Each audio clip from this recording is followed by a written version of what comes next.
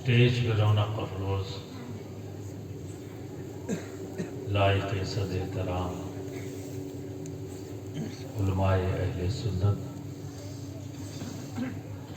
شاعر اسلام، نقیب اجلاس، عزیزم مولانا سید عالمگیر اشرف صاحب قبلہ و میرے معزز سامعین کرام، السلام علیکم ورحمۃ اللہ وبرکاتہ۔ الحمد للہ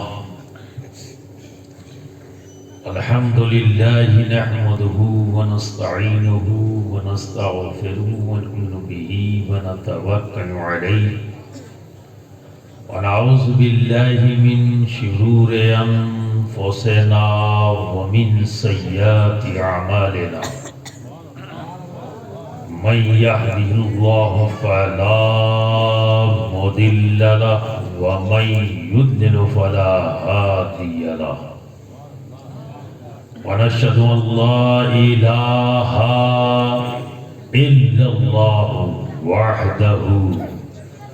وحده لا شريك له، ونشهد أن سيدنا وحبيبنا وطبيب قلوبنا وشفاء صدورنا وغوثنا ومغيثنا ومعيننا وقطبنا وفريدنا ونظامنا وسراجنا وعلاونا وأشرفنا ونور عيننا وملجانا وماوانا محمدا عبده ورسوله، أما بعد، أعوذ بالله من الشيطان الرجيم، بسم الله الرحمن الرحيم، إن الذين آمنوا وعملوا الصالحات سيجعل لهم الرحمن ودا، صدق الله العظيم وصدق رسوله النبي الأمين الكريم، ونحن على ذلك لمن الشاهدين والشاكرين، والحمد لله رب العالمين۔ قابل مبارکباد ہے مسجد کمیٹی کے تمام اراکین، بالخصوص صدر محترم اور یہاں کے امام صاحب قبلہ اور وہ تمام لوگ جنہوں نے اس اجلاس کے انعقاد میں بھرپور حصہ لیا، اور قابل مبارکباد تمام سامعین کرام ہیں اور جماعت کے ذمہ دار یہ علماء اہل سنت۔ یہ رات اب ڈھلنے کی طرف ہے، لیکن آپ کو دیکھنے کے بعد اسٹیج سے لے کر میدان تک کسی بھی لمحے بھی یہ محسوس نہیں ہوا کہ رات ڈھل رہی ہے، ایسا لگتا ہے کہ رات چڑھ رہی ہے۔ سچ بھی ہے کہ یہ جوانی کا وقت اب شروع ہوا ہے۔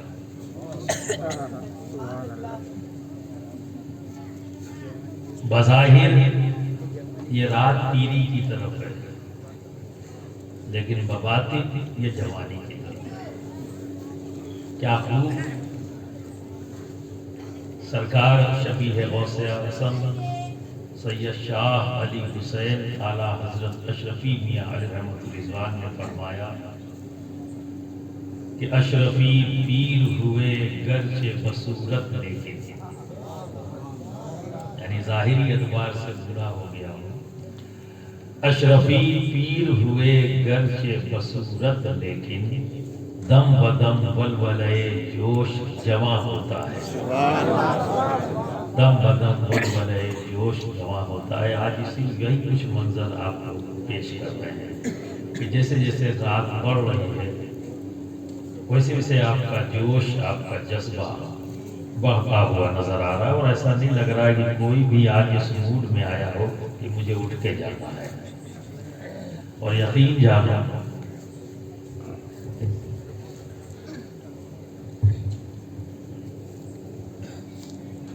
کہ اگر آپ کا انداز یہی رہا تو انشاءاللہ تبارک و تعالی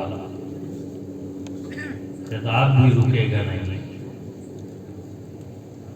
اور جو بھی میرا مخدوم آج بلوانا چاہے گا اس فقیر کی زبان سے باہر آئے گا. اس سے پہلے تلاوت کردہ آیت کریمہ پر میں گفتگو شروع کروں. آئیے ہم سب مل کر رحمت دو عالم نور مجسم احمد مجتبیٰ محمد مصطفیٰ صلی اللہ علیہ وسلم کی بارگاہ میں جھوم جھوم کر آواز بلند محبت کے ساتھ درود شریف کا نذرانہ پیش کرتے ہیں. اللہم صلی علی سیدنا مولانا محمد وعلی آل سیدنا مولانا محمد وبارک وسلم. سلام و سلام علیک یا رسول اللہ یا حبیب اللہ یا حبیب اللہ. کل سے میرے ساتھ یہ نوجوان بچہ جو جنید اشرفی کے نام سے جانا اور پہچانا جاتا ہے بڑی خدمت کر رہا ہے اور پوری کوشش کر رہا ہے کہ میری ہر ضرورت کو وہ پوری کر سکے، اور اپنی خدمت اپنے انداز سے اس نے مجھے خوش کیا. میں نے چاہا کہ چرچا میں اس کا چرچا ہو، لیکن یہ چرچا یہیں تک نہیں ہوگا. انشاءاللہ تبارک و تعالی جب میں اپنے مخدوم کی بارگاہ میں حاضر ہوں گا تو وہاں بھی اس کا چرچا ہوگا. اور میں ڈرتا ہوں تین چیزوں سے. اللہ سے ڈرتا ہوں، اس کے رسول سے ڈرتا ہوں، اور عاشقوں سے ڈرتا ہوں. عاشقوں سے بھی ڈر لگتا ہے، تو اسی لیے کبھی بھی عاشقوں کو منع بھی نہیں کر پاتا. اس کو تھوڑا سا بتاؤ.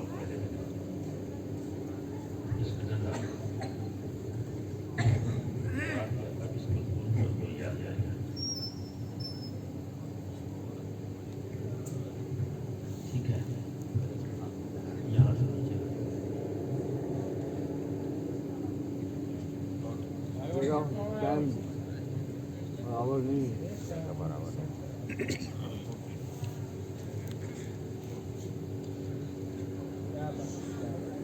تو اس بچے نے مجھ سے فرمائش کی، تو اس کی فرمائش پورا کرنے کے لیے میں مولا علی مشکل کشا کی بارگاہ میں خراج محبت خراج عقیدت کے طور پر چند اشعار آپ کی سماعتوں کے حوالے محبت کے ساتھ اس امید کے ساتھ کہ آپ محبت سے سماعت کریں گے اور میرا ساتھ دیں گے.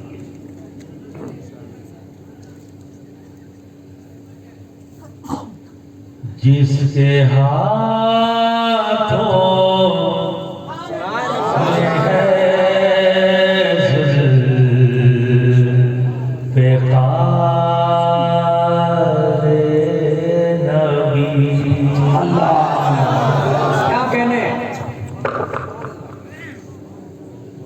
جس کے ہاتھوں میں ہے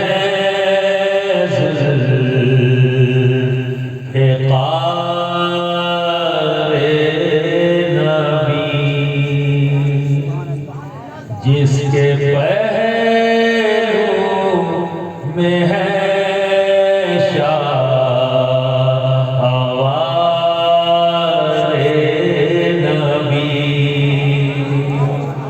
جس کے ہاتھوں میں ہے ذوالفقار نبی، جس کے پہلو میں ہے شاہوار نبی. دکھ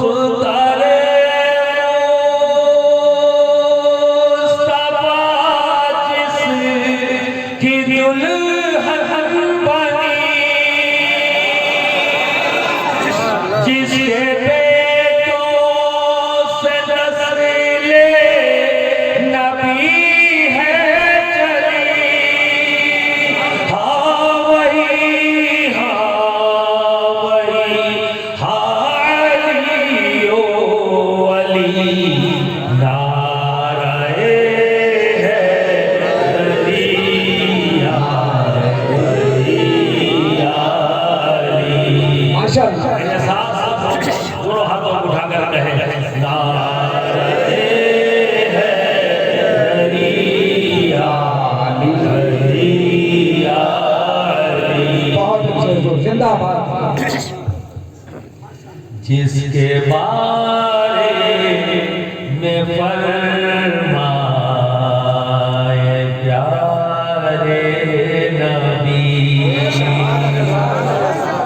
جس کا مولا ہوں میں اس کا مولا علی جس کے بارے میں فرمائے پیارے نبی جس کا مولا ہوں میں اس کا مولا علی جس کی تلوار کی جگ میں شہرت ہوئی جس کے بیٹوں سے رسل میں شجاعت چلی ہاں وہی وہ علی او علی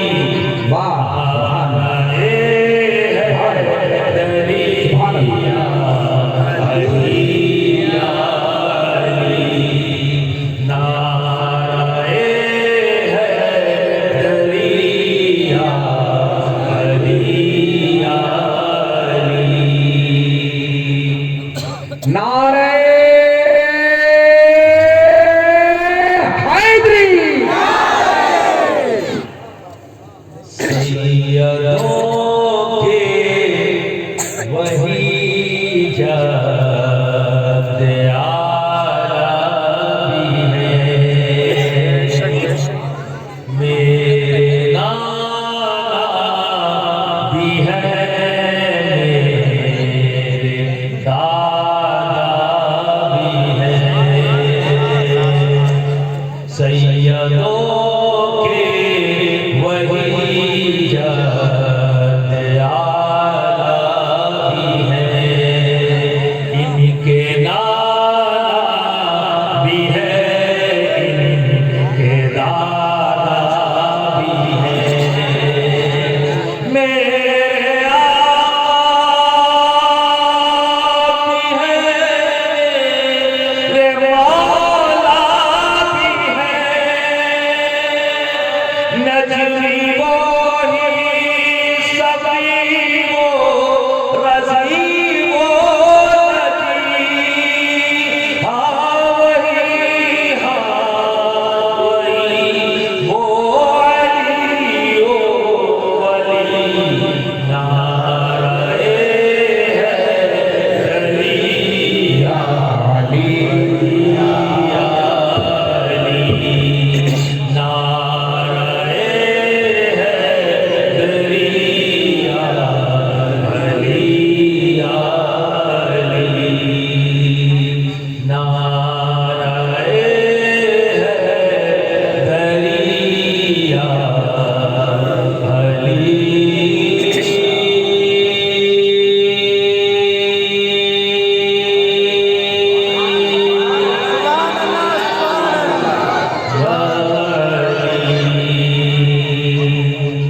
یا علی یا علی یا علی یا علی یا علی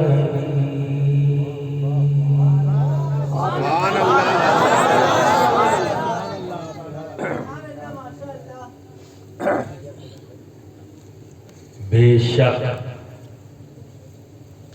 جو ایمان لائے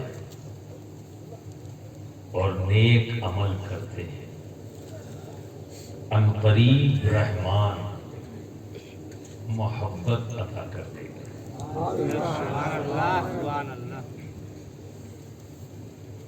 برادران ملت اسلامیہ، سیدھا سادہ ترجمہ آپ کی سماعتوں کے حوالے کر دیا۔ انڈاؤٹڈ بات، اس بات میں کوئی شک اور شبہ نہیں، کس بات میں؟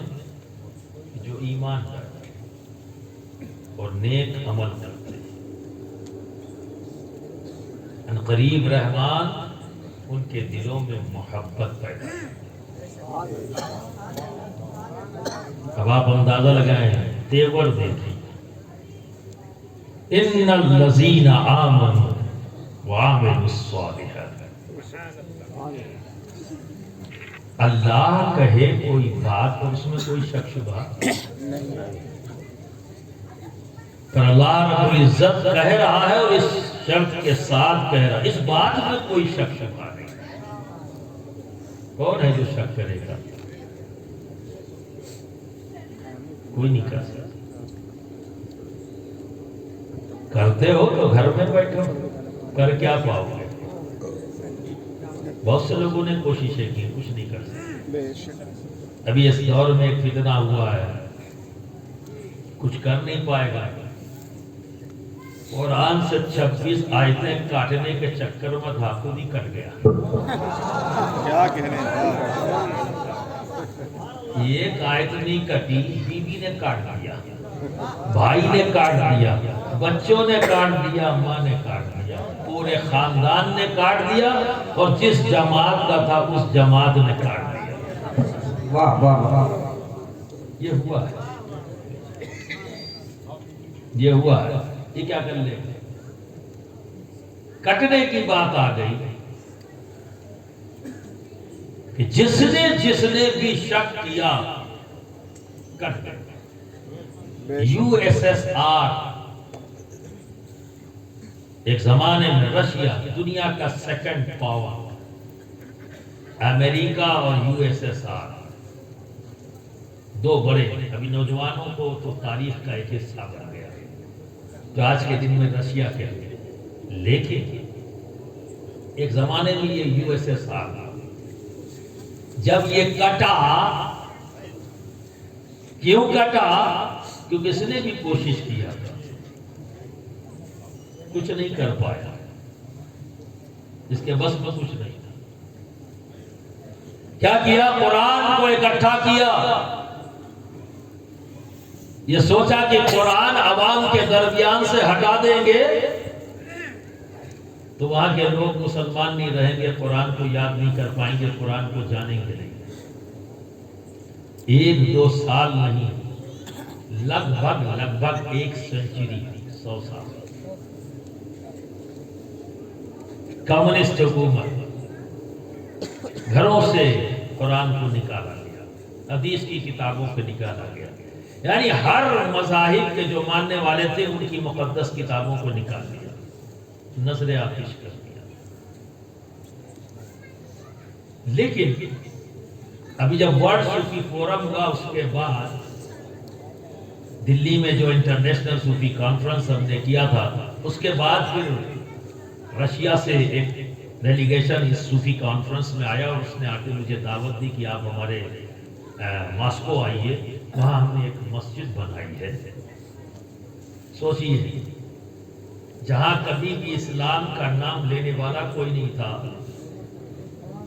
پھر ایک دن اسی رشیا کے کیپٹل ماسکو کے اندر مسجد کھڑی ہوئی۔ کیا بات ہے! کوشش یہ تھی کہ اسلام کو ختم کر دیں، کوشش یہ تھی کہ قرآن کو ختم کر دیں، کوئی پڑھنے والا، کوئی نام لینے والا نہ رہے، ساری مسجدوں کو ختم کر دیں۔ 100 سال لگ بھگ کوششیں کرتے رہے، ہار گئے، کاٹنا چاہا خود کٹ گئے، وہ ملک جن پر ان کا قبضہ تھا وہ ان کے باہر ہو گئے۔ آج 7 اسی میں ہی مسلمانوں کے بن گئے. ماشاء اللہ. پاکستان، ترکمینستان، سمجھے نا، یہ تمام ملک جو آج مسلم ملک ہے. جب میں وہاں گیا تو اور عقیدہ مضبوط ہوا، کیونکہ وہاں جب مسجد بنی اس کی لائبریری کو افتتاح کرنے کے لیے انہوں نے بلایا تھا. میں گیا وہاں افتتاح کرنے کے لیے، تو وہاں ایک چیز پتہ لگی. میں نے پوچھا کہ آپ لوگوں کو اتنے دن تک کوئی ماحول نہیں ملا، تو آپ نے یہ اثاثہ بچایا کیسے؟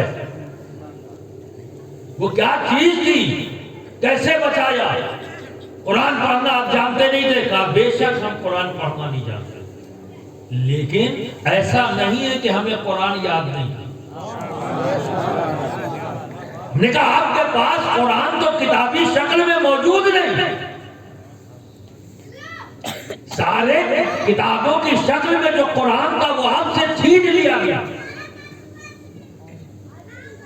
آپ کیسے کہہ رہے ہو کہ ہم قرآن پڑھنا نہیں جانتے پر ہمیں قرآن یاد ہے؟ کہا یہ سچ ہے. یہ سچ ہے کہ آج سے 20 سال پہلے ہمارا بچہ قرآن دیکھ کر نہیں پڑھ سکتا تھا، پر قرآن سناتا ضرور ہے.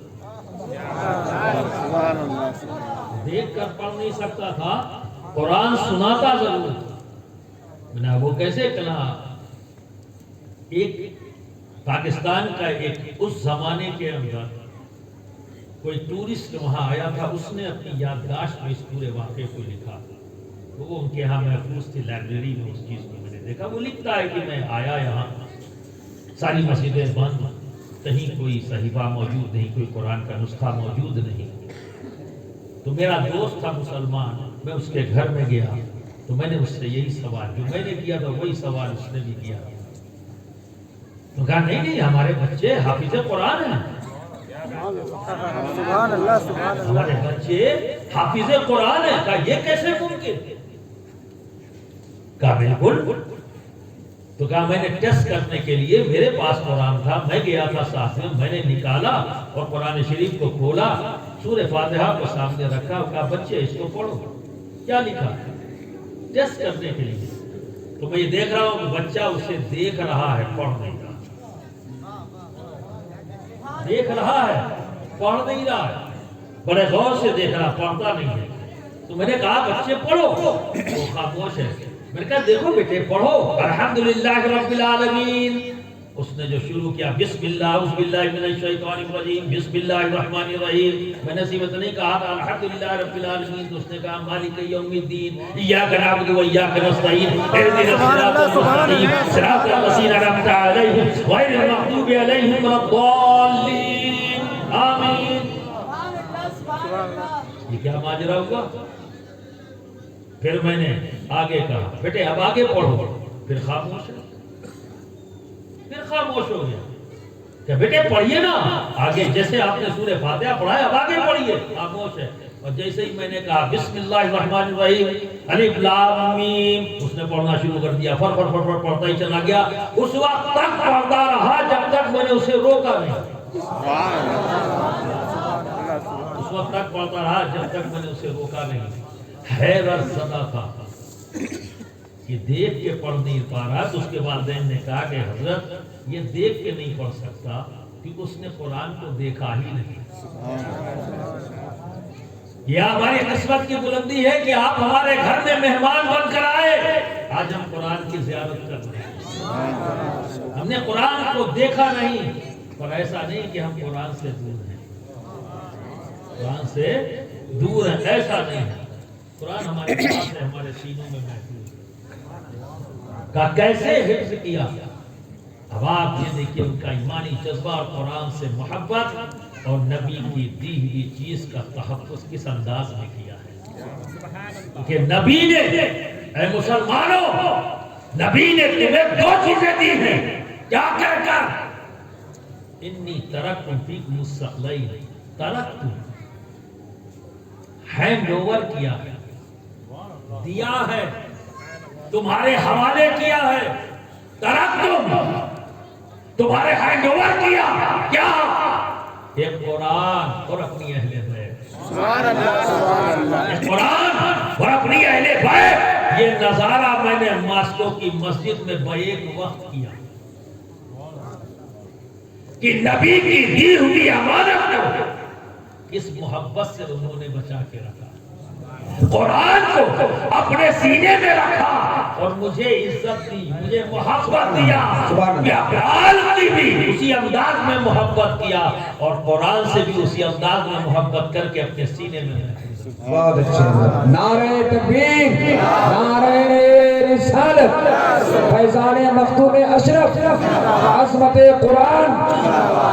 برادران ملت اسلامیہ، قرآن کی حفاظت کی ذمہ داری رب نے اپنے ذمہ لی، کوئی کچھ نہیں کر سکتا. سبحان اللہ. لیکن میں آپ سے یہ کہوں گا، جب اسلام پر، بانی اسلام پر یا اسلامی کسی بھی اتھارٹی پر کوئی بھی انگشت نمائی کرے تو آپ کو جوش میں نہیں آنا. جس جوش میں ہوش نہیں ہوتا وہ جوش نقصان دہ ہوتا ہے، یہ ہمیشہ یاد رکھنا. کیونکہ جو انگشت نمائی کر رہا ہے وہ تو انگشت نمائی سے ہی ثابت کر رہا ہے کہ وہ پکا جاہل ہے، وہ پکا جاہل ہے، اسے قرآن کے بارے میں نہیں پتا. کیونکہ جو قرآن کو جانتے ہیں ان کی بات ابھی آگے کروں گا. جو قرآن کو نہیں جانتے وہ اس طرح کی بکواس کرتے ہیں. کیونکہ جو قرآن کو جان لیتا ہے پھر اس کی زندگی کا انداز بدل جاتا ہے. جو قرآن کو نہیں جانتا وہی بکواس کرتا ہے، تو وہ جانتا نہیں ہے. اب ایک بات بتاؤ، تمہارے سامنے کوئی بھی آدمی کھڑا ہو اور اس بات کو نہ جانتا ہو، کسی بات کو وہ نہ جانتا ہو اور تم جانتے ہو، تو تمہیں کیا کرنا ہوگا؟ ٹماٹا مارو گے؟ اس کو گالی بکو گے؟ اس پہ ناراض ہوگے؟ کیا کرو گے؟ جو وہ نہیں جانتا تم جانتے ہو تو کیا کرو گے؟ اسے بتاؤ گے. تم نہیں جانتے، میں بتاتا ہوں یہ کیا ہے، میں صحیح انداز میں بتاؤں گا. تو یہ ہر مسلمان کی ذمہ داری ہے ان لوگوں کے لیے جو نہیں جانتے. جو نہیں جانتے بکواس کرتے ہیں، ان کو بکواس کرنے دو، پر تم حقیقت کو پیش کرو، سچائی کو پیش کرو. جو بات صحیح ہے اسے سامنے لاؤ بہت ہی سنجیدگی کے ساتھ. گالی گلوچ نہیں، انعام مت رکھو سر کاٹ دیں گے، یہ اسلام کی تعلیم نہ تھی، نہ ہے، نہ ہوگی. اللہ بہتر جانے کس مدرسے سے یہ تعلیم حاصل کی، کس انسٹیٹیوٹ سے. برادران ملت اسلامیہ، ہم صحابہ سے اور اہل بیت سے زیادہ نبی سے محبت نہیں کر سکتے. تو مقام نبی کے ساتھ کیا ہو؟ کیا ان سے دشمنی نہیں کی گئی؟ کیا ہمارے آقا کی حجوں نہیں کیا؟ تو کیا صحابہ نے ان لوگوں کی حجوں کی جو میرے آقا کی حجوں کرتے تھے؟ کیا صحابہ نے ان لوگوں پر پتھر پھینکے جنہوں نے نبی پر پتھر پھینکے؟ کیا صحابہ نے ان لوگوں کی راہ میں کانٹے بچھائے جنہوں نے میرے آقا کی راہ میں کانٹے بچھائے؟ یہ کس سے سیکھا؟ یہ کون ہے جو سبق دے رہا ہے آپ کو؟ یہ کر دیں گے، وہ کر دیں گے، ایسا کر دیں گے. یہی تو دشمن چاہتا ہے کہ آپ جوش میں آؤ اور غلطی کرو تاکہ اس غلطی کا فائدہ وہ اٹھائے. چاہتا تو یہی ہے، چاہتا یہی ہے. اور ان کی تکلیف یہی ہے کہ ہم نے تو اپنی کتابوں میں تحریف کر دی، ہم نے اپنی ہر مقدس کتاب میں تحریف کر دی، چاہے وہ یہودیزم ہو چاہے کرسچینٹی ہو، انہوں نے اپنی کتابوں میں ترمیم کر دی، تحریف کر دی. آج افسوس کر رہے ہیں کہ اوریجنل نہیں ہے. آج وہی ان کا بغض بن گیا، عناد بن گیا کہ مسلمانوں کے پاس جو کتاب ہے آج 1400 سال سے زیادہ ہو گیا، ایک زبر زیر کا بھی فرق نہ رہا. کیا بات ہے حضرت، کیا بات ہے، ماشاءاللہ. یہ ان کی الجھن ہے، یہ ان کی تکلیف ہے جو ایسے کتوں کو پکڑ کر بھکواتے ہیں، ٹھیک ہے، پر ہمیں جذبات میں نہیں آنا، ہمیں جواب دینا، خاموش بھی نہیں رہنا، جواب دینا ہے، وہ جواب جن کی انہیں ضرورت ہے، جو انہوں نے تلاش کیا ہے۔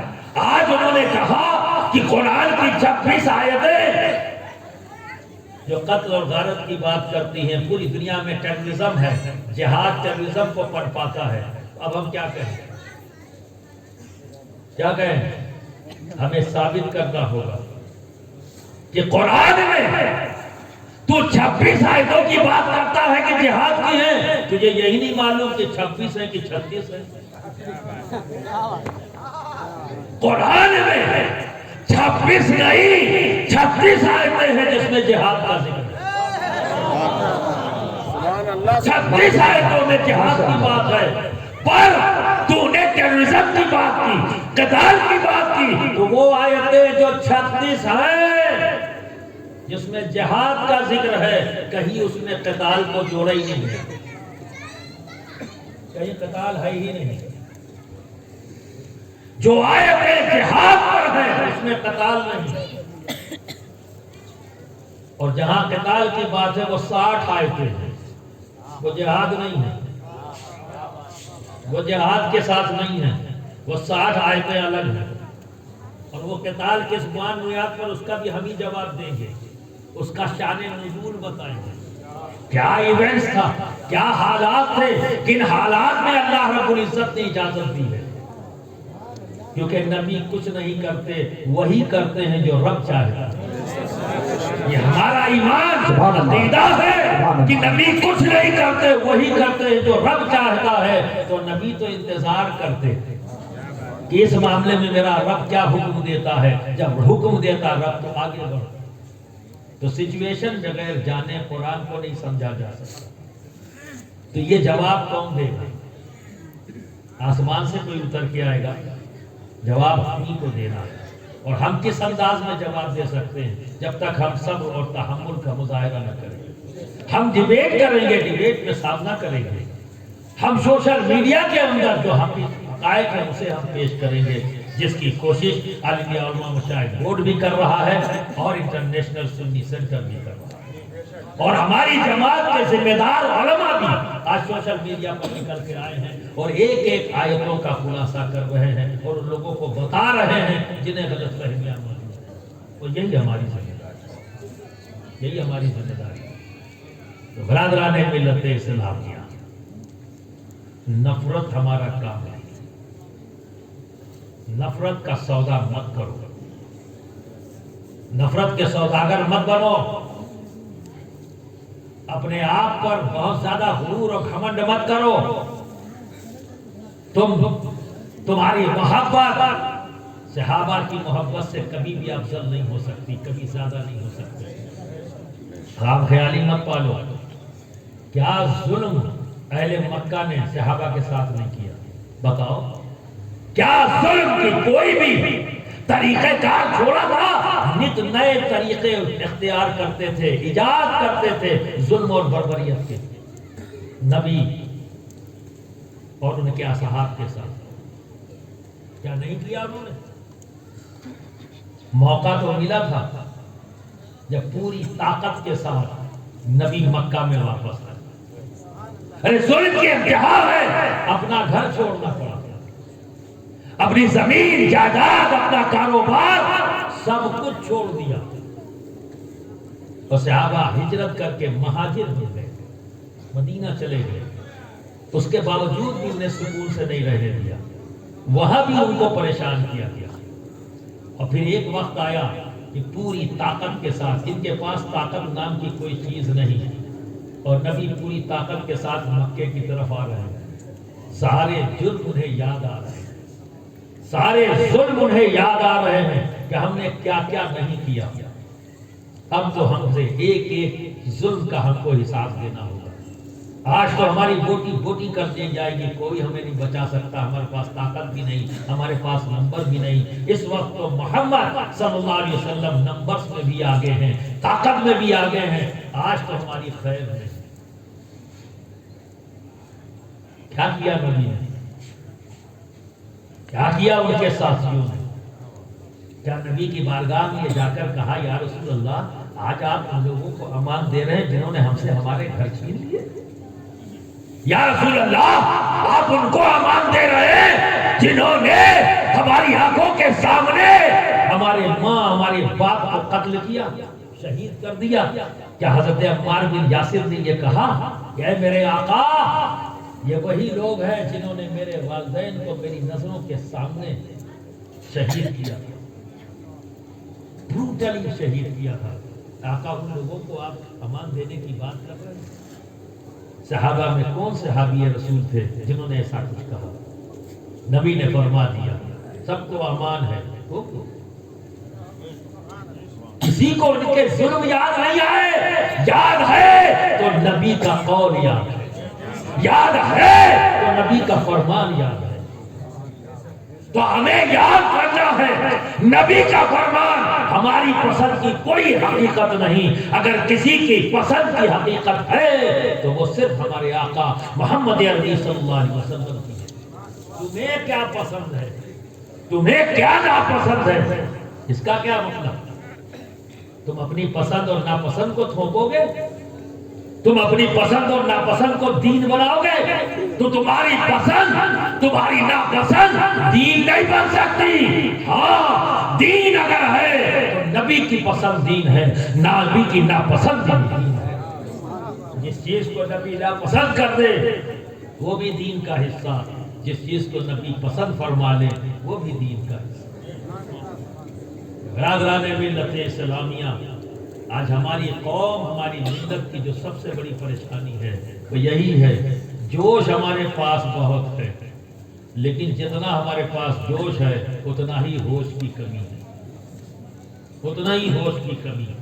اور ذمہ داروں کا تو عالم عجیب ہو گیا، اگر کہیں وہ نکل آتے ہیں، کہیں غلطی سے نکل آتے ہیں کسی کام کے لیے تو نکل آئیں گے، سوشل میڈیا پہ آئے گا، نکلے بڑی اچھی بات ہے، دعا بھی کریے کہ اللہ آپ کے اس عمل کو قبول بھی فرما دے، لیکن دعا نہیں ہوتی۔ کیا ہوتا ہے؟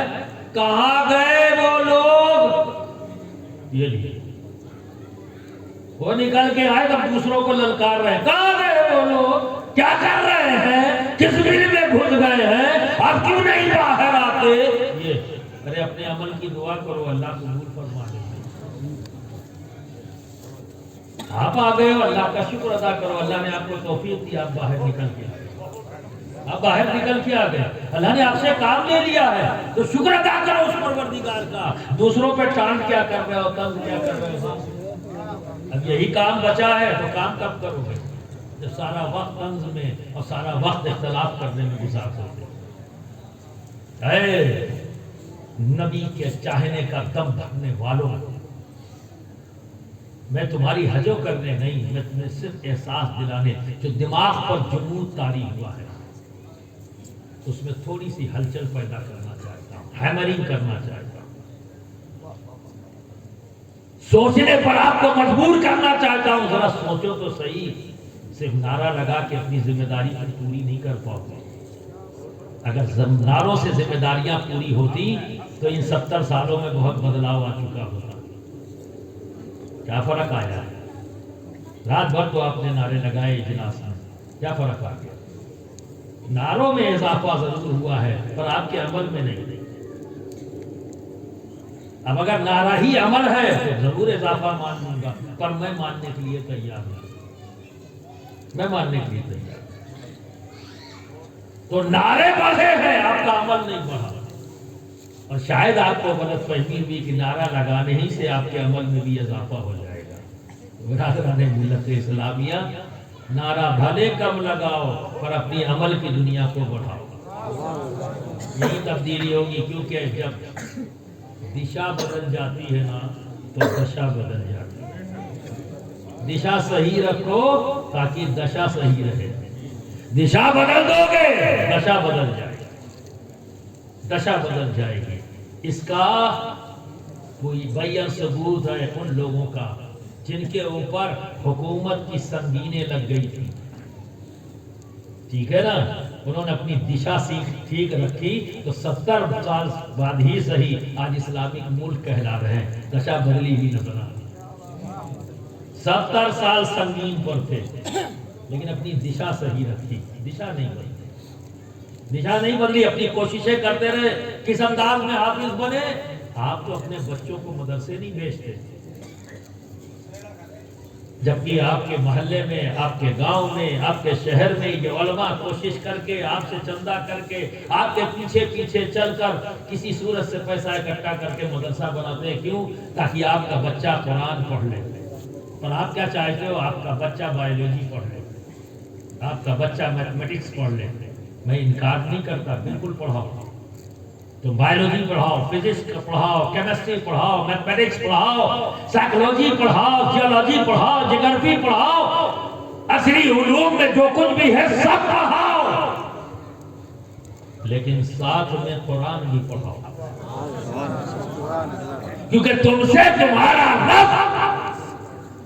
یہ نہیں پوچھے گا کہ بایولوجی پڑھائی کہ نہیں۔ کہ ہمارے نبی نے بھی نہیں کہا ہے نا بایولوجی پڑھاؤ گے نہیں پڑھاؤ گے، میتھمیٹکس پڑھاؤ گے نہیں پڑھاؤ گے، علم حاصل کرنے کی بات ہے۔ اور اس علم میں جو فوکس کیا ہے نبی نے کیا ہے؟ تلاوت۔ اپنے بچوں کو نصیحت کرو، وصیت کرو، کس بات کی؟ تلاوت۔ سوچو، نبی کا فرمان یہ ہے کہ تم اپنے بچوں کو قرآن پڑھاؤ، اور تم سیریس نہیں ہو۔ تم سیریس نہیں جب کہ تمہارے پاس مواقع موجود ہیں۔ آج تمہارے لیے مدرسے کھول رکھے ہیں اور آپ سے کہا جا رہا ہے اپنے بچوں کو بھیجیے، تو آپ کے پاس وقت نہیں ہے۔ ذرا دیکھیے ازبیکستان، قزاقستان، ترکمینستان، یہ وہ لوگ ہیں جہاں پر سنگین لگی ہوئی تھی، قرآن دیکھنے کو نہیں ملتا تھا، پڑھتے کیسے؟ دوست، انہوں نے وہاں حافظ پیدا کیا۔ جب میں نے پوچھا کہ ان لوگوں نے قرآن کو کیسے یاد کیا، تو کہا حضرت یہ ہمارے یہاں ایک سیکوینس بنا رہا، اس کو ہم نے یاد رکھا۔ اگر کسی کو 6 پارے یاد ہیں تو ہم نے اپنے بچوں کو وہاں بھیج دیا، وہاں 6 پارے اس نے یاد کر لیے۔ اس سے آگے جسے یاد تھا ہم نے اپنے بچوں کو وہاں بھیجا، اس سے آگے انہوں نے وہاں یاد کیا۔ جنہیں اس سے زیادہ یاد تھا انہوں نے اس کے پاس بھیجا۔ اس طرح سے ہم نے قرآن کا حفظ کرایا۔ تو اس لیے کہاں کہاں ٹکرے مارتے ہوئے انہوں نے حافظ قرآن اپنے بچوں کو بنایا۔ آپ کے پاس تو سارے وسائل موجود ہیں، لیکن آج دور ہے بچے، قرآن نہیں پڑھ پاتے۔ جب قرآن نہیں پڑھیں گے تو نماز کیا پڑھیں گے؟ 4 سورے بھی یاد نہیں کر پا رہے ہیں تو نماز کیسے ادا کریں؟ برادران ملت اسلامیہ، اگر میں باپ سے بات کروں تو میں اس سے کہوں گا یہ تو محبت نہیں، یہ کون سی محبت ہے کہ تمہارا بچہ جہنم کا ایندھن بنے اور تم کہو کہ مجھے بڑی محبت ہے؟ یہ کون سی محبت ہے؟ میں اگر کسی باپ کے سامنے لکڑی لگا کر آگ لگاؤں اور کہوں تیرے بچے کو میں اس آگ میں پھینکتا ہوں، تو باپ کہے گا ہاتھ جوڑتے حضرت یہ نہ کریے، ہے نا؟ پہلے اپنے تمام خطائیں جو بھی اس نے بچے نے میرے ساتھ کی تھی سب میں نے معاف کر دی، میں خوش ہو گیا، میں اس سے راضی ہو گیا، حضرت اسے نہ جلائیں۔ یہ دنیا کی آگ ہے جو پل میں ٹھنڈی ہو جائے گی، لیکن آپ کو فکر نہیں ہے اس آگ کی جو 10,000 ڈگری سینٹی گریڈ سے شروع ہوتی ہے۔ 10,000 ڈگری سینٹی گریڈ سب سے منیمم ٹیمپریچر جو جہنم کا ہے وہ 10,000 ڈگری سینٹی گریڈ، کیونکہ جہنم کی آگ کالی ہے، اور جب آگ کی تپش بڑھتے بڑھتے اس کی گرمی بڑھتے بڑھتے جب کالی ہو جاتی ہے آگ تو وہ 10,000 ڈگری سینٹی گریڈ پر ہوتی ہے۔ 5,000 ڈگری سینٹی گریڈ کی جب گرمی ہوتی ہے تو کتھائی رنگ کی ہوتی ہے گاڑی، اور جب آگے بڑھتی ہے تو کالی ہو جاتی ہے، اور جہنم کی آگ کالی ہے۔ اس کا مطلب منیمم تو 10 ہی ہے، منیمم 102 ڈگری پہ پانی کھول جائے، انگلی ڈالو تو چھالے پڑ جائے۔ ایک ماچس کی تیلی جسم کے کسی حصے میں لگا دو، 6 فٹ کا جسم ہلنا چلنا شروع ہو جاتا، کودنا شروع ہو جاتا۔ اور اماں بھی دوڑی، ابا بھی دوڑے، بردان لگاؤ، یہ لگاؤ، برف لگاؤ، بچہ بڑی تکلیف میں، آنکھ میں آنسو بھی آ گئے۔ یہ کون سی دوہری محبت ہے یار؟ ایک ہلکی سی آگ میں تو تڑپ اٹھے اور 10,000 ڈگری سینٹی گریڈ میں پھینکنے کی تیاری ہے. تو جس جوش میں ہوش نہ ہو وہ جوش نقصان دہ ہوتا ہے. جوش ہونا ضروری ہے، اسی کے ساتھ ساتھ ہوش ہونا بھی ضروری ہے. تو برادران ملت اسلامیہ انڈاؤٹڈ بات ہے، اس بات میں کوئی شک اور شبہ نہیں ہے، اس بات میں جو ایمان لائے اور نیک عمل کرتے ہیں ان قریب رحمان محبت عطا کر دے گا. اب آپ اندازہ لگائیے محبت کی اہمیت کیا ہے، اس سے اندازہ لگائیے. اور ہم آج محبتوں سے دور ہیں، نفرتوں کا بازار گرم کیے ہوئے ہیں، روز نفرت کا کاروبار کر رہے ہیں. اب وقت آ چکا ہے کہ ہم سنجیدگی سے اجلاس میں گفتگو کریں.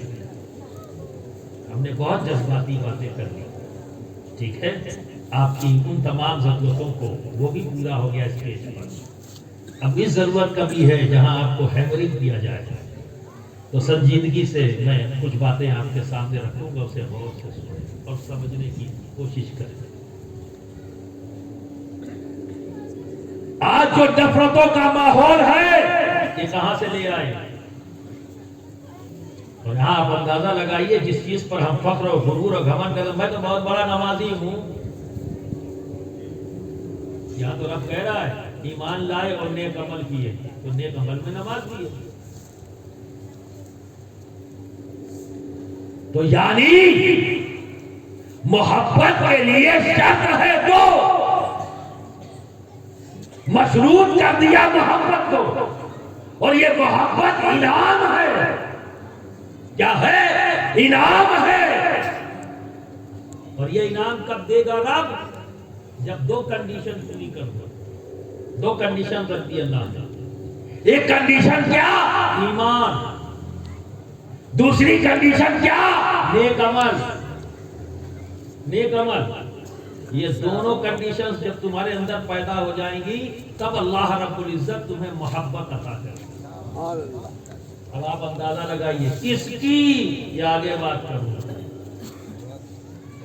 کس کی یہ آگے بات کروں گا. پہلی شرط ایمان. ایمان کیا ہے؟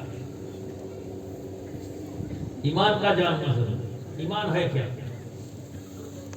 اب اسے کچھ مثالیں دوں گا تاکہ اس سے آپ کو سمجھ میں آئے.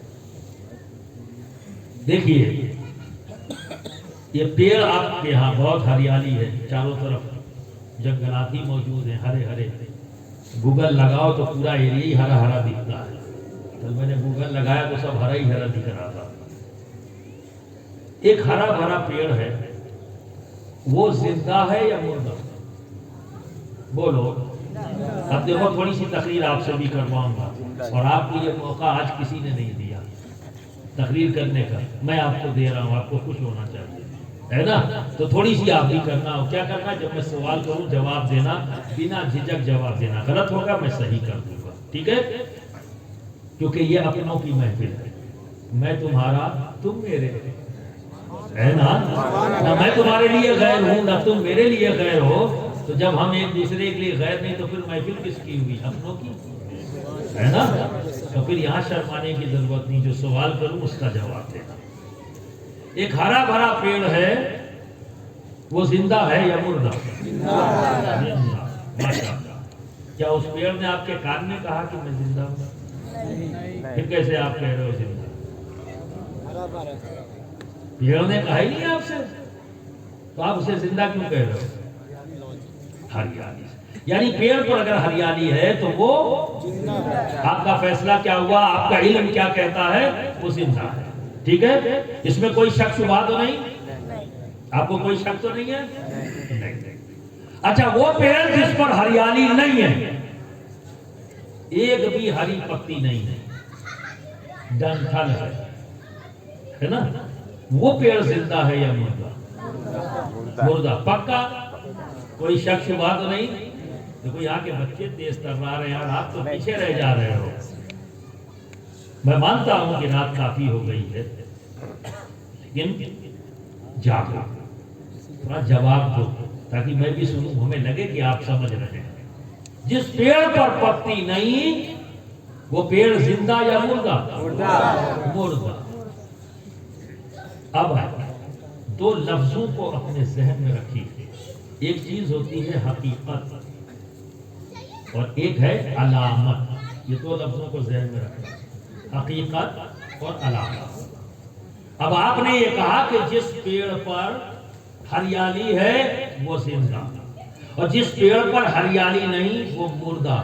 میں نے یہ بھی پوچھ لیا کہ اس بات پر کوئی شک و شبہ تو نہیں؟ پکا؟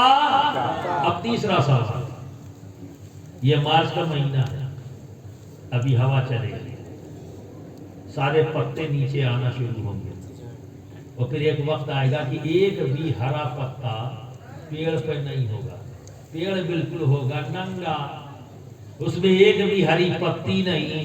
اب ایسا پیڑ مردہ ہے یا زندہ؟ غلط بات مت کرو۔ ابھی آپ نے کہا ہے جس پیڑ پہ پتی نہیں وہ مردہ، ابھی آپ نے کہا، یار 2 منٹ میں بدل گئے۔ یہ مارچ کا مہینہ ہے، ابھی پتجھڑ آئے گا اور پتجھڑ کے بعد بہار، تو جن پیڑ پر پتجھڑ آیا ایک بھی پتا نہیں، آپ اس کو زندہ کیوں کہہ رہے ہو؟ غلطی ہو گئی، یہ کم علمی تھی آپ کی، آپ نے دھیان نہیں دیا، آپ نے غور و فکر نہیں کیا، جلد بازی سے کام کیا۔ غور و فکر کرنا چاہیے تھا، کیونکہ میں نے سوال کیا تھا۔ یہ ضروری نہیں کہ فوراً سوال کر دو، جواب دے دو، تھوڑا سا غور کر لیتے، فکر کر لیتے۔ آپ کو پتا تو ہے یہ موسم آتا ہے اور ہر سال دیکھتے ہو، تو ہریالی پیڑ کی وہ زندگی کی حقیقت نہیں ہے، وہ کیا ہے؟ علامت ہے۔ پیڑ پر جو ہریالی ہے وہ کیا ہے؟ علامت، زندگی کی حقیقت نہیں ہے۔ تو پیڑ کی زندگی کی حقیقت کیا ہے؟ پیڑ کی زندگی کی حقیقت کیا ہے؟ تو پیڑ کی زندگی کی حقیقت تنے کا جڑ سے لگاؤ۔ ایک پیڑ کے تنے کا جب تک تعلق اس کی جڑ سے ہے، پیڑ زندہ، چاہے علامت نظر آئے چاہے نہ آئے۔ جیسے پتجھڑ میں سارے پتے گر گئے، علامت نظر نہیں آ رہی ہے پر تعلق موجود ہے، تو جب تعلق موجود ہے کچھ ہی دن کے بعد نئے نئے پتے نظر آئے۔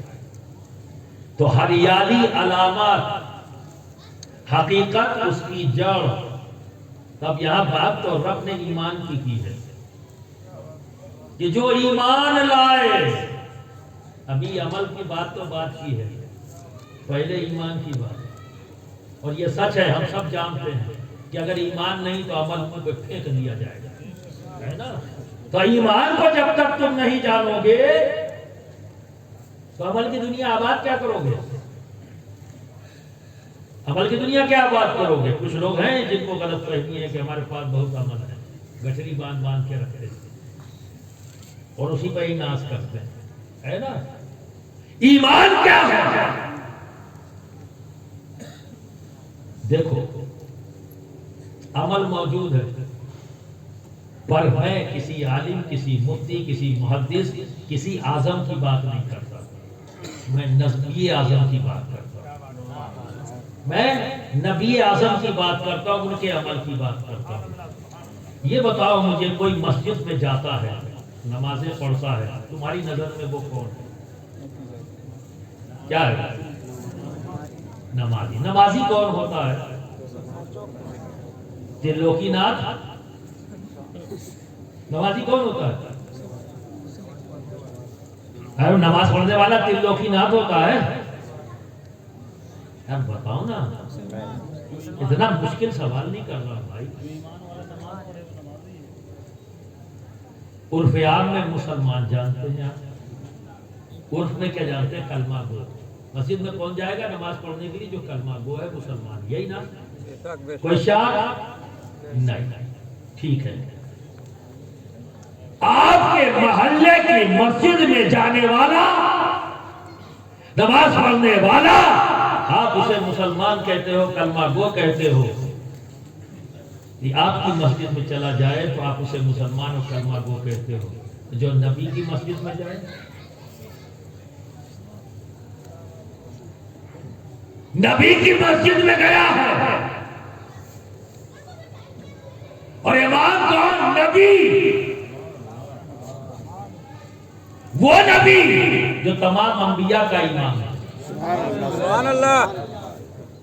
اور مسجد کون سی؟ مسجد نبوی، اور مقتدی کون؟ صدیق اعظم، مقتدی کون؟ فاروق اعظم، مقتدی کون؟ حضرت عثمان غنی، مقتدی کون؟ مولا کائنات، مقتدی کون؟ طلحہ، زبیر، عمار بن یاسر، تمام یہ مقدس صحابہ کی جماعت، اسی میں ہی کچھ لوگ ہیں۔ امامت نبی فرما رہے ہیں، سلام پھیرا جا رہا ہے، رزلٹ دو ہے، امام ہے، مسجد ہے، بظاہر کوئی فرق نہیں، اسی انداز میں سب نے نیت کی، اسی انداز میں سب رکوع میں گئے، اسی انداز میں سب سجدے میں گئے، بظاہر کوئی فرق نہیں، پر رزلٹ دو ہے، رزلٹ دو۔ کوئی افضل البشر بن گیا، بادل انبیاء، ایک رزلٹ یہ آ رہا ہے، کوئی مولا کائنات بن گیا، کوئی غنی بن گیا، کوئی فاروق بن گیا، ایک رزلٹ یہ ہے۔ اور ایک رزلٹ کیا ہے؟ اے فنا ابن فنا اخرج ھذا منافق، یہ دو رزلٹ ہے، نبی، امام نبی، مسجد ایک ہے، اور مقتدی بھی ایک ساتھ کھڑے ہیں، رزلٹ دو آ رہے ہیں، کوئی بلند مقام پا رہا ہے، کوئی منافق کہا جا رہا ہے، منافق کے جگہ جہنم میں سب سے نچلا حصہ، ایک ہی بات، ایک ہی جگہ پہ دو دو مقام، ایک کو اعلیٰ افضل مقام اور کسی کو نیچے سے نیچے مقام۔ ان المنافقین فی الدرک اسفل من النار، اسفل وہاں بھیجا جا رہا ہے۔ اب دوست بتاؤ، بظاہر فرق کیا؟ عمل بھی ویسا ہی، کلمہ بھی پڑھنا، بنا کلمہ پڑھے تو نہیں گئے نا، ان کو ان کے ساتھ جو کھڑے ہوئے ہیں صحابہ، انہوں نے کیوں نہیں روک دیا؟ نہیں روکا، کیوں؟ کیونکہ ان کے پاس ایک چیز موجود تھی، کلمہ پڑھنا، پر نبی سے کچھ چھپا نہیں، اور نبی سے کچھ چھپے گا بھی نہیں، کیونکہ اللہ سے کچھ چھپا نہیں تو نبی سے بھی نہیں چھپے گا، کیونکہ ہمارے رب نے اپنے حبیب سے کچھ چھپایا ہی نہیں تو نبی سے چھپے گا کیا؟ نبی سے وہ چھپے جو اللہ اسے چھپائے، تو اللہ نے 1,23,999 سے چھپایا۔ اگر 1,24,000 کم و بیش نبی اور پیغمبر اسلام، یا 2,24,000، یہی علماء بیان کرتے ہیں، تو چلیے شرعاتے 1,23,999 سے چھپایا، پر نبی سے نہیں چھپایا، نہیں چھپایا۔ ابھی تو شب معراج گئی نا، اب سنیوں کا عقیدہ ہے نا کہ میرے آقا نے اپنے رب کو دیکھا، 1,23,999 سے چھپا رہا، پر اپنے حبیب پر اپنے آپ کو ظاہر کر دیا۔ تو جب اللہ نے اپنی ذات کو اپنے محبوب سے نہیں چھپایا تو ایسی کون سی اہم چیز ہے اس کے بعد جو نبی سے چھپائے؟ اس لیے میں کہتا ہوں کہ اللہ نے اپنے محبوب سے کچھ چھپایا ہی نہیں، تو جب چھپایا ہی نہیں تو یہ کیسے چھپتے جنہیں نبی نے کہا اٹھو اے فلاں کے بیٹے اٹھو نکلو، یہ منافق ہے۔ یار بظاہر تو کوئی فرق نہیں، بظاہر تو کچھ نہیں، لا الہ الا اللہ محمد رسول اللہ پڑھ رہا ہے، بظاہر فرق نہیں، آپ دیکھ رہے ہیں بظاہر رکوع سجود کسی چیز میں فرق نہیں، پھر بھی نکالا گیا، وجہ علامت نظر آ رہی ہے،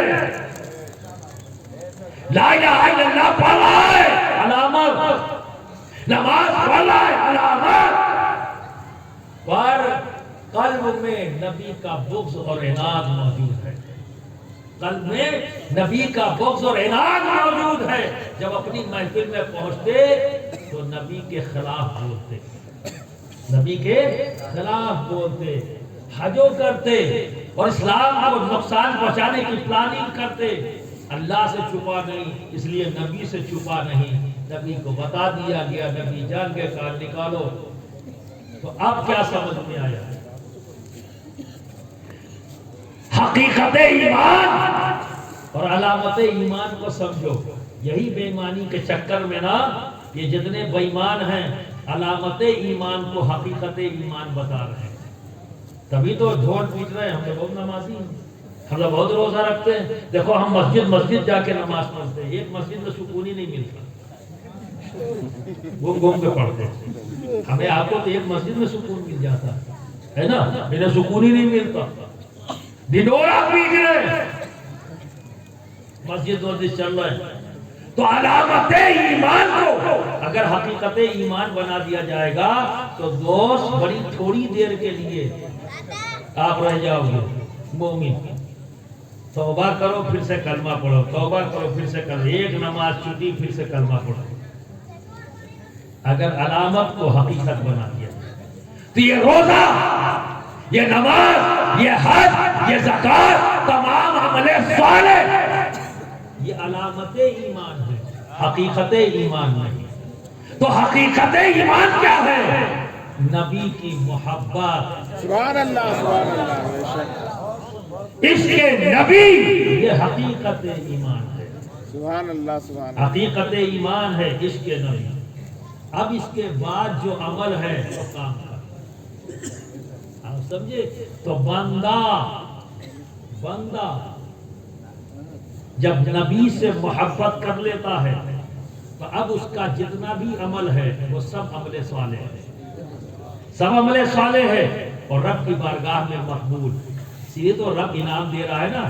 تو اس آیت کریمہ کا ترجمہ اس طرح سے بھی کر سکتے ہیں، کیا کہہ سکتے ہیں؟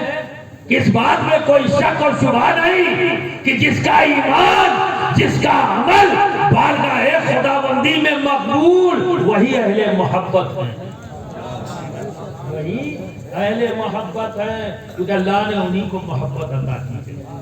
اب سوچو کس کی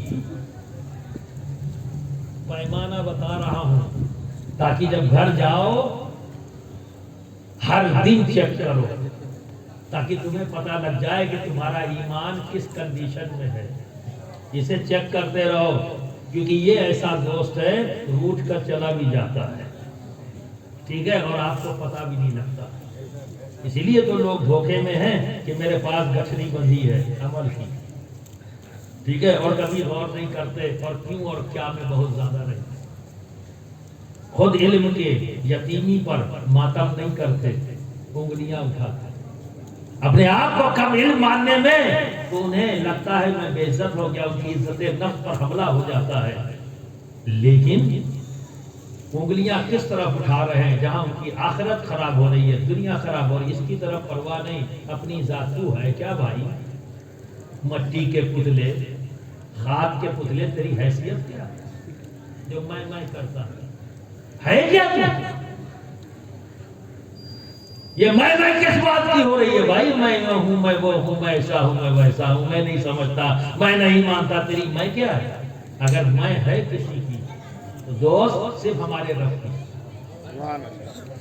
صرف ہمارے رب کی میں ہے، ہماری میں صرف ایک دوسرے کے سمجھانے کے لیے ہے۔ کبھی میں مت سمجھ لینا کہ یہ میرا ذاتی ہے، تو سمجھانے کے لیے۔ تو برادران ملت اسلامی، جن کا ایمان،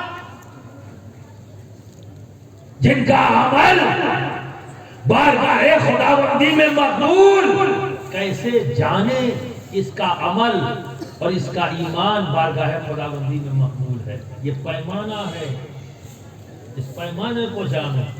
تو مفسرین کرام نے اس آیت کریمہ کی جو تفسیر بیان کی وہ کیا فرماتے ہیں کہ اللہ رب العزت جو ایمان لائے اور نیک عمل کرتے ہیں، اللہ رب العزت علی، فاطمہ، حسن اور حسین کی محبت ایسے قلب میں پیدا فرما۔ سبحان اللہ، بے شک بے شک، سبحان اللہ سبحان اللہ۔ یعنی جو ایمان لائے محبت انہی کے دلوں میں آئے گی، ان کی جن کے پاس ایمان ہے، جن کے پاس نیک عمل ہے، ان کے دلوں میں رب تبارک و تعالیٰ کس کی محبت پیدا کر دے گا؟ علی، فاطمہ، حسن اور حسین کی محبت پیدا کر دے گا۔ بے شک، سبحان اللہ۔ اب دوست یہ پیمانہ تمہیں دے رہا ہوں، جب نام علی کا آئے تو کہنا نہ پڑے کہ جھوم جاؤ، سبحان اللہ سبحان اللہ۔ کہنا نہ پڑے کہ جھوم جاؤ، خود بے خودی میں جھوم جاؤ۔ اور اگر بے خودی میں جھوم رہے ہو تو مطمئن ہو جاؤ اور اپنے رب کا شکر ادا کرو۔ اے اللہ تیرا شکر ہے کہ تیری بارگاہ میں میرا ایمان مقبول ہے، میرا عمل مقبول ہے۔ جب فاطمہ کا ذکر آئے طلب پیدا نہ ہو تو سمجھ لینا ابلیس نے وسوسے کے دھول تمہارے آئینے قلب پر ڈال دیا ہے۔ بے شک، تو الا اللہ کی ضرب لگا کر آئینے قلب پر وہ دھول کو ہٹاؤ، صاف کرو، چمکاؤ، تاکہ مومن بن جاؤ، تاکہ مومن بن جاؤ۔ تو برادران ملت اسلامیہ، حضرت مولا علی مشکل کشا، خاتون جنت، حضرت امام حسن، حضرت امام حسین، یہ وہ ذات ہے کہ جن کی محبت، ان کا ذکر ہو اور طلب جاؤ تو یہ پیمانہ ہے کہ میرا ایمان اور میرا عمل کس کنڈیشن میں میرے رب کی بارگاہ میں ہے۔ بے شک، اللہ نے کنڈیشن لگائی، جس کا ایمان، جو ایمان لائے اور نیک عمل کرتے ہیں، یعنی جس کا ایمان مقبول، جس کا عمل مقبول، اللہ رب العزت ایسے بندوں کے قلب میں ان محبوبوں کی محبت ڈال دیتا ہے۔ کیوں؟ کیونکہ نبی نے فرمایا ہے، نبی نے فرمایا ہے اللہ سے محبت کرو اس لیے کہ وہ تمہیں نعمتیں دیتا ہے، مجھ سے محبت کرو اس لیے کہ اللہ مجھ سے محبت کرتا ہے، اور میری آل سے محبت کرو اس لیے کہ میں ان سے محبت کرتا ہوں، سبحان اللہ سبحان اس لیے کہ میں ان سے محبت کرتا ہوں۔ برادران ملت اسلامیہ، یہاں اگر شکوک و شبہات میں مبتلا ہو گئے تو بڑے خسارے میں، بڑے ہی خسارے میں ہو کہ حضرت مولا علی، حسنین کریمین، خاتون جنت، ان کے مقام کو کیا جانا، بے شک، یہ مولا علی کے مقام کو کیا جانا۔ مولا علی وہ ذات ہے، باب العلم ہے، بے شک، یہ نبی کے وصی ہے، نبی کے پروردہ ہیں۔ اور سنو، جب نبوت کا دروازہ بند ہوا، جب نبی نے اعلان فرما دیا میرے پاس کوئی نبی نہیں آئے گا، تو نبی اللہ رب العزت دنیا میں کیوں بھیجتا تھا؟ ایک نبی گئے پھر دوسرے نبی کیوں آئے؟ جب ایک نبی آتا اللہ کے پیغام کو عام کر دیتا اور پورے امتیوں کو صراط مستقیم پر ڈال دیتا، اور جب سب صراط مستقیم پر آتے تو اللہ کی بارگاہ میں واپس چلے جاتے، نبی چلا جاتا۔ پھر جب شیطان اپنے حربے استعمال کرتے ہوئے امتیوں کو ورغلاتا اور ان میں خرابیاں پیدا کر دیتا تو پھر اللہ رب العزت نبی بھیجتا ہے نا۔ یہ سلسلہ جاری، یعنی امت کو نبوت کے فیضان کی ضرورت ہر دور میں تھی، ٹھیک ہے؟ تو جب ہر دور میں تھی تو ہم کو کیوں نہیں؟ قیامت تک فیضان نبوت کی ذمہ داری، وہ ضرورت باقی، لیکن ہمارے نبی تو فرما رہے ہیں اب کوئی نبی نہیں آئے گا، اب کوئی نبی نہیں آئے گا۔ جب نبی نہیں آئے گا تو فیضان کی ضرورت تو ہے، اب کیسے لے؟ بانٹے گا کون؟ فیضان نبوت، فیضان رسالت بانٹے گا کون؟ نبی نے تو فرما دیا کوئی نبی نہیں آئے گا۔ برادران ملت اسلامیہ، بے شک اللہ کے رسول نے حکم دیا کوئی نبی نہیں آئے گا، کوئی عقیدہ رکھے تو وہ مرتد ہے، اگر کوئی مسلمان یہ عقیدہ رکھ لے مرتد ہے، وہ ہم میں سے نہیں ہے، باہر نکل۔ پر ضرورت باقی تھی۔ صحابہ ہیں، پوچھیں گے نا یا رسول اللہ جب آپ آخری نبی ہیں، اب آپ کے بعد کوئی نبی نہیں آئے گا، تو ہمیں فیضان کی ضرورت تو ہے، کون دے گا؟ رسالت کا فیضان، نبوت کا فیضان، اس کی ضرورت ہے، کس سے ملے گا؟ تو برادران ملت اسلامیہ، ادھر نبوت کا دروازہ بند ہوا اور ادھر ایک دروازہ کھلا، ولایت کا دروازہ۔ ولایت کا دروازہ کس پر کھلا؟ علی، علی۔ تو اللہ اور اس کے رسول نے فیضان رسالت، فیضان نبوت بانٹنے کی ذمہ داری علی کو دی۔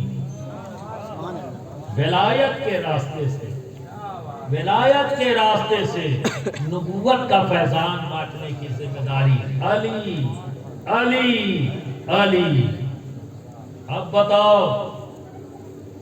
اسی لیے اہل علم، اہل محبت یہ کہتے بھی ہیں اور لکھتے بھی ہیں، یہ کہتے بھی ہیں اور لکھتے بھی ہیں، یعنی قیامت تک پیدا ہونے والا جو بھی امتی ہوگا اس کا گروہ ولایت میں نام اس وقت تک آ ہی نہیں سکتا جب تک اس کے قلب میں علی کی محبت پیدا نہ ہو جائے۔ سبحان اللہ، سبحان اللہ۔ اللہ کا دوست ہی نہیں بن سکتا۔ بات تو سمجھ میں آ رہی ہے صحیح آیت کریمہ سے کہ جس کا ایمان مقبول، جس کا عمل مقبول، انہی کے دلوں میں تو رب انعام کے طور پر ان نفوس قدسیہ کی محبت پیدا کر دیتا ہے۔ برادران ملت اسلامیہ، یہ تو اس امت کے لیے ہے، یہ تو اس امت کے لیے ہے۔ حضرت آدم سے لے کر نبی کریم تک جتنی بھی امتیں پیدا ہوئی اور ان میں جتنے بھی گروہ ولایت کے ممبر ہوئے، انہیں بھی ولایت جو ملی ہے علی کی روحانیت سے ہی، اسے وسیلے سے ہی، علی کی روحانیت کے وسیلے سے حضرت آدم سے لے کر نبی کریم صلی اللہ علیہ وسلم تک اور بعد نبی جب نبوت کا دروازہ بند ہوا اور ولایت کا دروازہ کھلا تو قیامت تک گروہ ولایت میں کوئی بھی داخل ہو ہی نہیں سکتا جو اپنے قلب میں کجی رکھے علی سے، کجی رکھے فاطمہ سے، کجی رکھے حسنین سے۔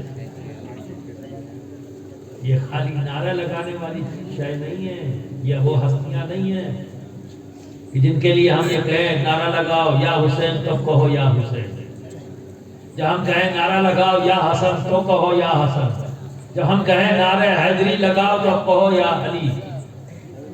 برادران ملت اسلامیہ، ہمارے اکابرین نے جو نعرے لگائے اپنی پہچان نعرے میں بتائی اور یہ کافی ہے، ہمارے کافی ہے۔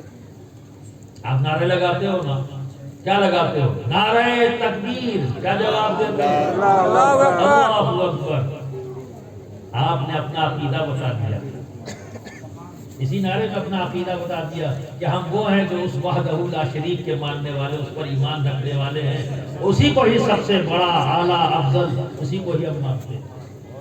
اعلان کر دیا ہم نے، اور بڑے زوردار انداز میں جوش کے ساتھ لگاتے ہیں نا، اور یہ ہمارا عقیدہ ہے، ایمان ہے کہ ہم اس وحدہ لا شریک کے، اس سپریم پاور کے ماننے والے ہیں، اس پر ایمان رکھنے والے ہیں۔ پھر ہم نے کیا کہا؟ نعرہ رسالت، کیا بھی آپ نے جواب دے دیا، سب کو بتا دیا کہ ہم رسول اللہ پر ایمان رکھنے والے لوگ ہیں، ان سے محبت کرنے والے لوگ ہیں، عشق رکھنے والے لوگ ہیں۔ یہاں آپ نے اعلان کر دیا، بتا دیا سب کو کہ ہماری پہچان جانتے ہو کون ہے؟ ہم اس وحدہ لا شریک پر ایمان رکھنے والے ہم ہیں، اور نبی کے رسالت پر ان کو رسول ماننے والے ہم لوگ ہیں۔ جواب دے دیا۔ اب تیسری چیز بچی جو ہمارے ایمان کا جز ہے، وہ کیا ہے؟ ولایت۔ ولایت۔ تو جب ہم کہتے ہیں نعرہ حیدری، تو جواب آیا یا علی، اعلان کر دیا کہ ہم میرا علی کی ولایت کو بھی تسلیم کرنے والے ہیں، سبحان اللہ، ولایت کو بھی تسلیم کرنے والے لوگ ہیں، اور اسی میں ہی سب کچھ ہو گیا، اسی میں ہی سب کچھ ہو گیا۔ تو پہلے دوست اپنا عقیدہ بیان کیا کرو، تو اب جب نعرہ لگایا کرو تو اسی سیکوینس میں لگایا کرو، نعرہ تکبیر، نعرہ رسالت، اب تم لگاؤ، کیا لگاؤ گے؟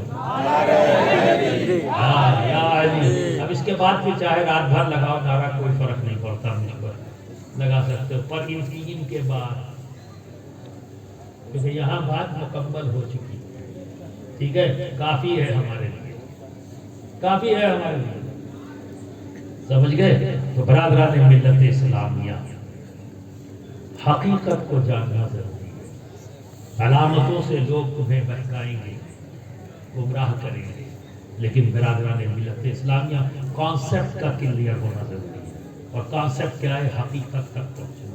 تو ایمان کی حقیقت کیا ہے؟ عشق نبی کا، ٹھیک ہے؟ اور جب دل میں عشق ہے، محبت ہے نبی کا، کوئی شکوک و شبہات نہیں، کوئی گندگی نہیں، تو آپ کا عمل واقعی عمل ہے، ٹھیک ہے؟ اور یہ ہم پہچانیں گے کیسے کہ کسی کا ایمان مقبول ہے اپنے رب کی بارگاہ میں، اس کا عمل مقبول ہے رب کی بارگاہ میں۔ عمل تو دکھتا ہے، اور کلمہ زور زور سے پڑھتے ہوئے بھی دیکھتے ہیں، لیکن ایک نمبر کے ہیں، خالی قسم کے ہیں، ہے نا؟ دکھتے نہیں ایسے لوگ، دکھتے ہیں نا، کلمہ پڑھ کے دھوکہ دیتے ہیں، نماز پڑھ کے دھوکہ دیتے ہیں، روزہ رکھ کے دھوکہ دیتے ہیں، اسے دھوکہ دینے والے نہیں دیکھے آپ نے؟ دکھتے ہیں نا۔ آپ لوگ سوچتے ہو کہ ابلیس جو ہے وہ سینگ وینگ لگا کے آئے گا تو ہم پہچانیں گے، آتا ہے آپ کے بیچ میں اور چلا بھی جاتا ہے، آپ کو پتہ ہی نہیں، آپ کو پتہ نہیں۔ تو برادران ملت اسلامیہ، تو دھوکہ ہمیں کون دے سکتا ہے؟ اور ہم کیسے دھوکہ؟ کوئی کرسچن ہم کو آ کے دھوکہ دے گا، کوئی غیر مسلم ہمیں دھوکہ دے سکتا ہے، قرآن کی آیتیں پڑھ کر وہ ہمیں گمراہ کر سکتا ہے؟ نہیں، وہی ہمیں گمراہ کر سکتا ہے، ہمیں شکوک و شبہات پیدا کر سکتا ہے جو ہمارے میں سے ہو، ہے نا؟ شکل و صورت، انداز، نام، سب کچھ اسے دکھے کہ یہ اپنا ہی ہے، تو پہلے وہ اپنا بنتا ہے نہیں، اپنا شو کرتا ہے، دھوکہ دیتا ہے۔ تو ابلیس دنیا کا سب سے مکار ہے نا، سب سے بڑا مکار ہے نا، آخری ازلی دشمن ہے ہمارا، وہ کبھی دوست ہو ہی نہیں سکتا، تو ہر حال میں وہ مکاری، فریب، دھوکے بازی سے کام لیتا ہے، تو شکوک و شبہات پیدا کرتا ہے۔ تو برادران ملت اسلامیہ، یہ مت دیکھو، علامتوں پر یقین مت کرو، حقیقت کی طرف آؤ۔ اور حقیقت کیا ہے؟ ایمان کی حقیقت، عشق نبی، تو عمل اچھا۔ اور یہ ہم کیسے جانیں کہ اس کا ایمان مقبول ہے، اس کا عمل مقبول ہے؟ بس اس کے سامنے علی کا ذکر کر دو، خوش ہو جائے تو سمجھ لینا کہ اس کا ایمان بھی مقبول ہے، اس کا عمل بھی مقبول ہے۔ آپ سمجھے؟ حسنین کریمین کا ذکر کر دو، یا حسین کہہ دو، مسکرا کے وہ بھی کہے یا حسین، قلب پر اپنے ہاتھ رکھ کے کہے یا حسین، سمجھے نا؟ امام علی مقام امام حسن کہے، نام لے، مسکرا دے، خوش ہو جائے، کھل جائے، سمجھ لینا، سمجھ لینا۔ اور رافضیوں کو دیکھ کر دھوکہ مت کرنا، قسم خدا کی، سنیوں سے زیادہ آل نبی سے کوئی محبت کر ہی نہیں سکتا۔ بے شک بے شک، میں نے اس لیے کہا دھوکہ، علامت کو مت دیکھو، نام لے لے کے چلا رہے، جیسے نا آپ لوگ بھی نعرے لگاتے ہو، یہ علامت ہے، علامت ہے، قسم خدا کی علامت ہے۔ کہتے نہیں ہو مخدوم کا دامن، خواجہ کا دامن، غوث کا دامن پکڑے ہو، پہلے تو پکڑ کے دیکھا، ہے نا؟ یہ علامت ہے آپ کی، چلا چلا کے نہیں چھوڑیں گے، نہیں چھوڑیں گے، نہیں چھوڑیں گے، پکڑا ہے ہی نہیں، نہیں چھوڑیں گے، بات پکڑا ہے کیا؟ کیا میرا غوث نماز نہیں پڑھتا تھا؟ کیا میرا خواجہ نماز نہیں پڑھتا تھا؟ کیا میرا مخدوم نماز نہیں پڑھتا تھا؟ تمہاری نماز کیسے چھوٹ رہی ہے؟ کون انداز میں پکڑے ہو بھائی؟ اسے پکڑنا کہتے ہیں، اس سے کام نہیں چلے گا۔ پکڑنے کا مطلب پکڑ لو، پکڑ لو ان کے عمل کو، ان کے کردار کو اختیار کرنا۔ تو یہ علامتی بات ہے، حقیقت میں اگر پکڑا ہے تو کیا ہے؟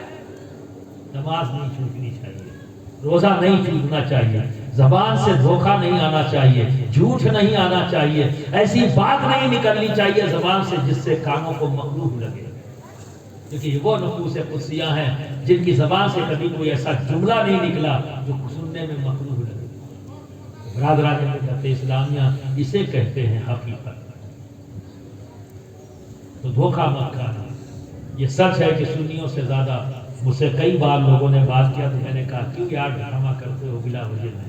ہم نے تو دیکھا ہے، میں حسنینی ہوں، میں حسنینی ہوں، میں تو کسی بھی گھر چلا جاؤں سنی کے، اور جب اس سنی کو پتہ لگ جائے وہ مجھے جانتا نہیں، پہچانتا نہیں، پہلی ملاقات ہو جائے، صرف تعارف میں اگر اسے یہ پتہ لگ جائے کہ میں حسنینی ہوں، گھر کا دروازہ کھول دیتا ہے، گھر کا دروازہ کھول دیتا ہے اور اپنے گھر کے سب سے اچھے مقام پر لے جاتا ہے، وہاں بیٹھاتا ہے اور اپنی حیثیت سے زیادہ میرے سامنے دسترخوان بچھاتا ہے اور ہر ممکن کوشش کرتا ہے کہ میں خوش ہو جاؤں۔ بے تو کون سی محبت کرتا ہے؟ سینہ پیٹتا ہے خالی، دکھاوا کرتا ہے کہ ہم بڑی محبت کرتے ہیں، آج تک تم نے محبت سے ایک کپ چائے تو پیا ہی نہیں، محبت کا دعویٰ، محبت کا دعویٰ۔ آج میری رگوں میں میری حسنین کریمین کا خون بہ رہا ہے،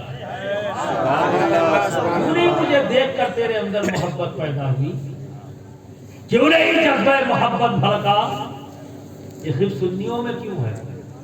اس کا مطلب ہے کہ ان کی محبت حقیقت کے قریب ہے، تیری محبت ڈرامے کے قریب ہے، دھوکے کے قریب ہے۔ تو برادران ملت اسلامیہ وقت بہت ہو چکا، میں اپنی گفتگو کو یہی روکتا ہوں۔ اس بات کو ہمیشہ اپنے آپ کو چیک کرتے رہنا، جان بوجھ کے ذکر کرنا، ٹھیک ہے؟ اور طبیعت مچل جائے تو شکر ادا کرنا اللہ کا کہ میں شیطان کے شر سے بچا ہوں، اور اگر طبیعت لوٹے نا تو فوراً توبہ استغفار کرو اور الا اللہ کی ضرب لگاؤ اپنے قلب پر، تاکہ وہ دھول، وہ مٹی، وہ شکوک و شبہات کی جو دھول ڈال دی ہے قلب پر وہ صاف ہو جائے، پاک ہو جائے، اور اپنے رب سے محبت طلب کرو ان نفوس قدسیہ کی، تاکہ یہاں بھی کامیاب ہو جاؤ وہاں بھی کامیاب ہو جاؤ۔ وآخر دعوانا ان الحمدللہ رب العالمین۔